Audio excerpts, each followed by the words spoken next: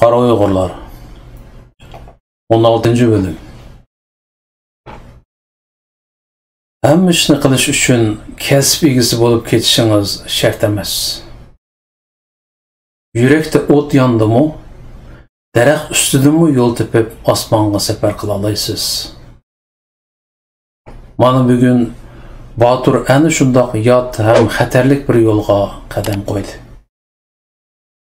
Bu ishda mag'lub bo'lsam oqibat qandoq bo'lib ketar deganni o'ylab qo'ymadi.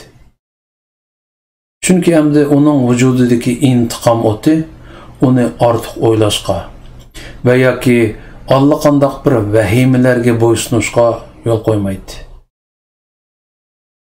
Hayotdan voz kechgan kishida yana uttirdigan nima bor deysiz? Bu kichik davlatni tanlab olgandan keyin bir mashina kiradi.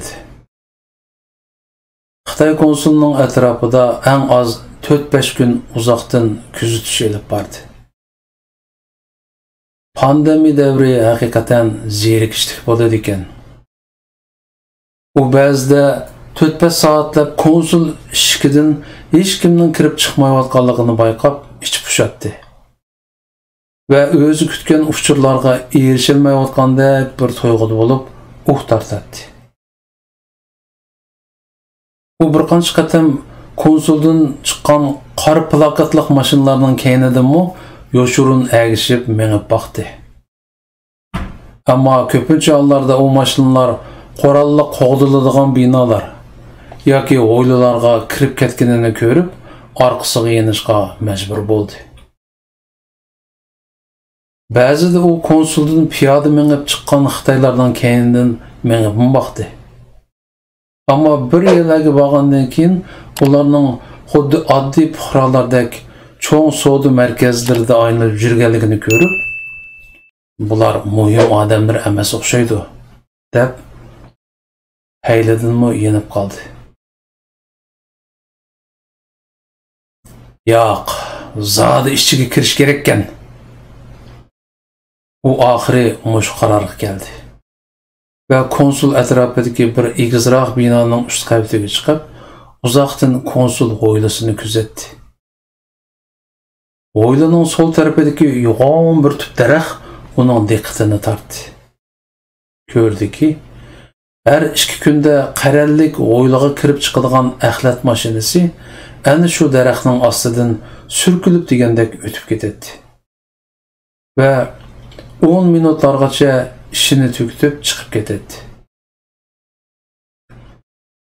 Konsul oldidagi post turgan qoralliq saqchimi u mashina har kelganda shofir bilan qisqa bir nimalarni deyishibla eshikni ochib beradi.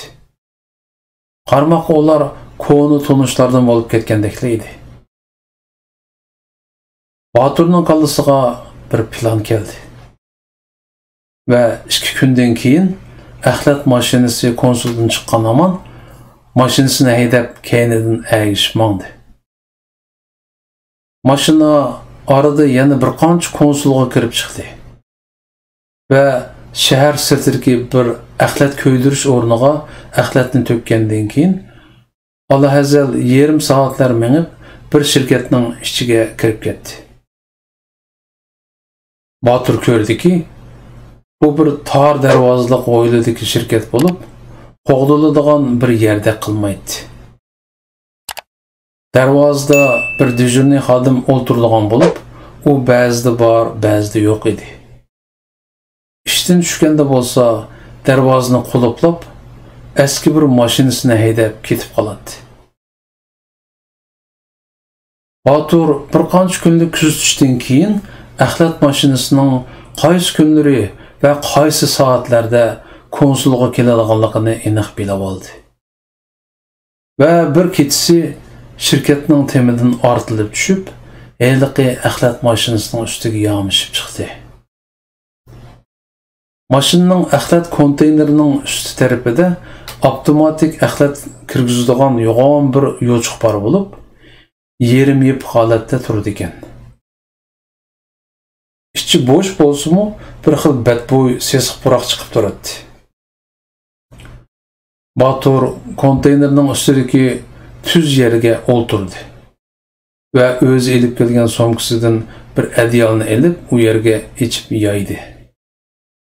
Ve somkini katlap yastık kılıp asmanga karap yattı. Asmanda cimırlap turgan sansızlagan yulduzlarga karap çoğunqur hiyallarga çömgen Batur biraz bolsumu uxlu belişqa tirişti. Ama uyqa bugün onunğa yat idi. O bütün hayatını bir eslep çıqqandek boldu. Turup çoğunqur tartıp konteynerini muşlap qoyatdı. Turup közlerge ixtiyarsız yaş elip buquldap jığlap ketedi. Hayat neme degen açık ve rahimsiz ha. İnsan neme degen rahimsiz ve vahşi ha. Eğer Uyghur emas, başka milletin bulup tug'ilib qolgan bo'lsam, belkim insani sübütüm bilen yaşar idim ha. Yo'q. Sebep Uyghur bulup qalğanımda emas. Sebep bizning tarixdan qulluqda yashab içi tümür qaynab ketgan bir vahşi qulga qul bo'lganimizda. U shu qadar vahşi ki bizdeki insanlık hissimiz bilen onunla muamele qilishimiz, hatta onundan insaf kütüşümüz dünyada misali yok ahmaqanılıqdır. Onunla fakat ve fakat özünün tili bilenle cevap qilish gerek.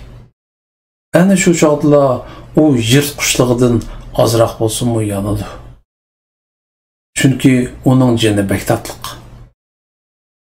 To'qin o'ltirib maymunni qo'rqitish dal mushu nijislarning kashfiyoti emasmidi? Ular shuningdan boshqani bilmaydi.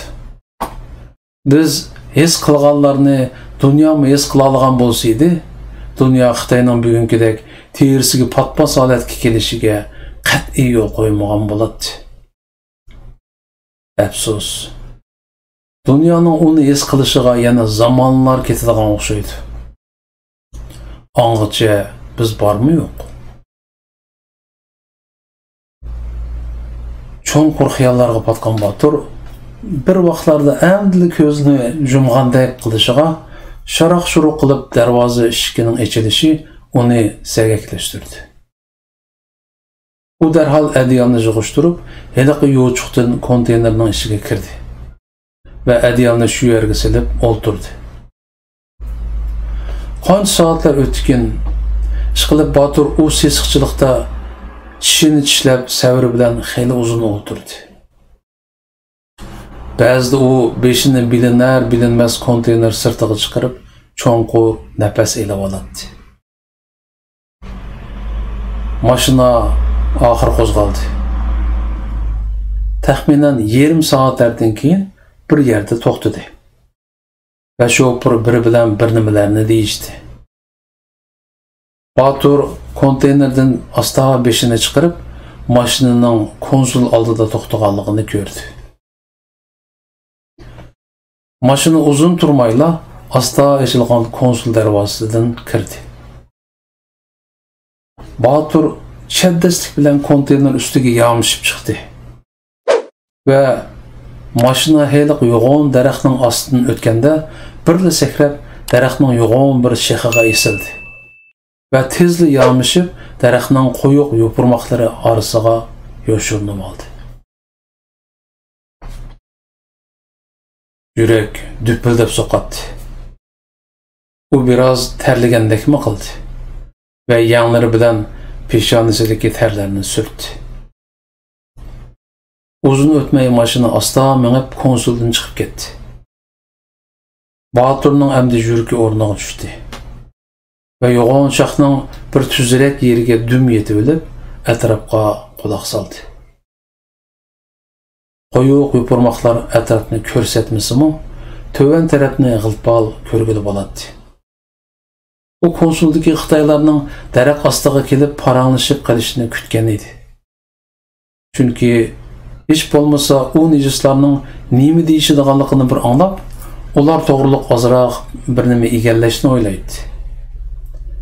Ammo Saatlar o'tdi.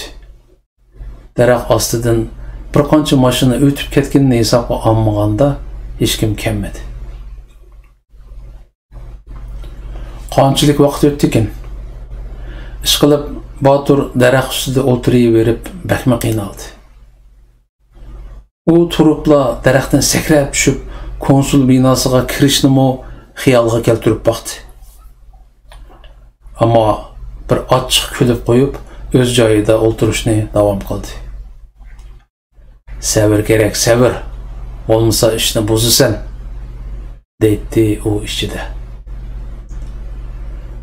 Bir vaqtlarda daraxt ostidan bir qancha mashina keyin-keyindan o'tib ketdi. Xitoylar ishdan tushgan edi. Yana bir muncha savrdan keyin qorong'umi tushdi. Yerim kechalar bo'lgan bir vaqtda Batur asta daraxtdan yamishib tushdi. Uning ustiga kiyib olgan qop-qora kiyimi tun qorong'usiga singishib ketgan edi. U tomni asta bo'ylab menib, konsul binosiga yaqinlashdi va atrofni kuzatib, mökünüp turadigan yerini tanlab olgandan keyin shu yerda tong otqicha mökünüp yotdi. Davomi bor.